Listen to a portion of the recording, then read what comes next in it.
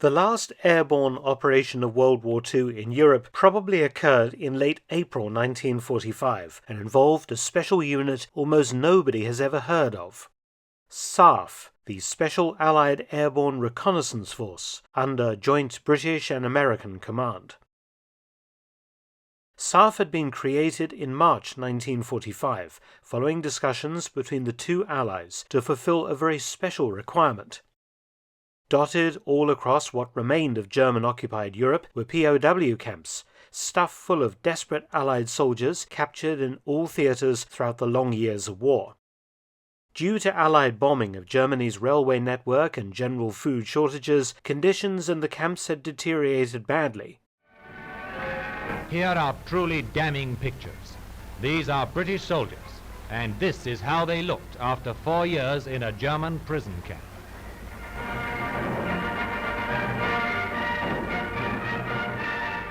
This was coupled with a German policy of transferring POWs from camps in the east in the path of the Red Army, causing serious overcrowding and unsanitary conditions in many of the Western European camps. In February 1945, Supreme Headquarters Allied Expeditionary Force, or SHAEF, began exploring the creation of a joint Anglo-American airborne unit in order to dispatch small teams of specialists to the POW camps, going behind German lines to obtain information on the conditions in the camps, opening communications between POWs and SHAEF via radio, and liaising with other SHAEF forces approaching Allied camps to ensure that the POWs could be safely liberated and cared for.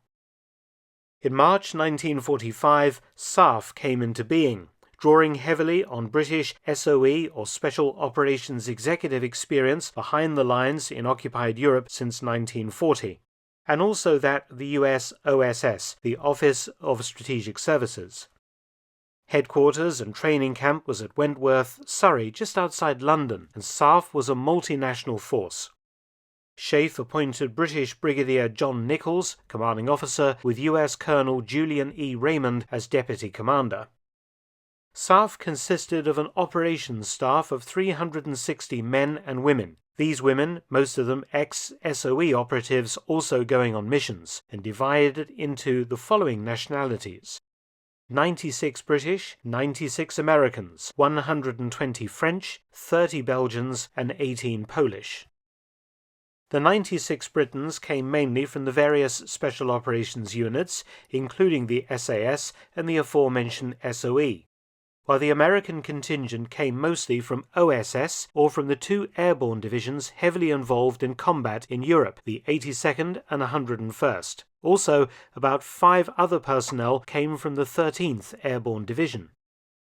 The operations staff was divided into 3-person teams, each consisting of 2 officers and an other ranks radio operator. Many, of course, were already parachute trained, but newcomers all completed a course at No. 1 Parachute Training School at RAF Ringway, today's Manchester Airport. In April, 60 airborne teams were ready, with a balance of the remaining personnel assigned to air transportable teams, who would travel in by aircraft with jeeps. In the end, the speed of the German collapse in March to May 1945 prevented SAARF's full employment. But in what could well prove to be the last airborne operation of World War II in Europe, SAARF teams would be deployed in the vicinity of Stalag 11A, a main camp, and also dozens of smaller satellite work camps at Altengrabow, 56 miles southwest of Berlin, the camps holding some 60,000 POWs by 1945. With Soviet forces rapidly approaching the area, it was felt wise to get in and assess the conditions of the prisoners, and to try and facilitate the smooth surrender of the facility to the Allies and the rapid evacuation of Allied POWs to SHAEF's operational area. This was the genesis of Operation Violet. 6 3-person teams would parachute in close to Altengrabow, behind the German lines. Drop 1 comprised Team Eraser, commanded by SOE veteran Philip Worrell, and French Team Briefcase, commanded by Pierre Cambon. Drop Zone 2 consisted of British Team Penib under Major Forsall, and US Team Cashbox under Captain Brown. Drop Zone 3 comprised US Team Pencil and French Team Sealing Wax. Each drop zone was allotted one aircraft to carry each pair of teams.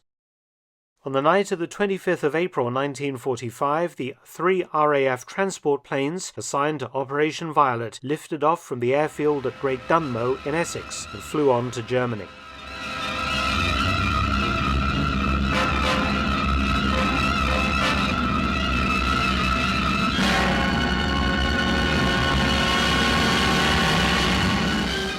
But things went awry shortly after the teams landed.